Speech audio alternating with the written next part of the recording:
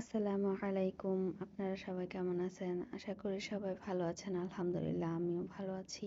এই তো সকালবেলা রান্না করার জন্য চলে আসলাম চুলায়। মাছ ভাজি করে নিয়েছি। তারপর এখানে ঢেঁড়স ভাজি করে নিচ্ছিলাম। তো এই তো ঢেঁড়স ভাজিটার মধ্যে হালকা একটু লবণ ছিটিয়ে দিলাম। দিয়ে ভালো করে নেড়ে চেড়ে তো এখন ভাজিটা হয়ে গেছে, উঠিয়ে নিলাম।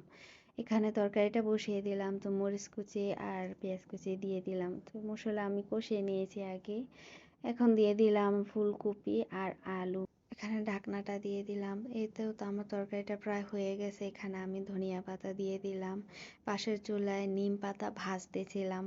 আর নিম পাতা দিয়ে আমার আব্বা বলছিল দাঁত মাজবে, তার জন্য নিম পাতা এনে দিয়েছে। এগুলো শুকিয়ে তারপর এখন ভেজে নিচ্ছিলাম। এই নিম পাতা ভাজতে গিয়ে একটা সর্বনাশ হয়ে গেল। নিম পাতা ভাজতে গিয়ে কড়াইটাই নষ্ট হয়ে গেছে। দুটা কড়াই সাথে নষ্ট হয়ে গেছে। ভাজার সময় দুনো কড়াইতে আগুন ধরে এরকম হয়ে গেছে। এমনটা কেন হলো বুঝতে পারলাম না।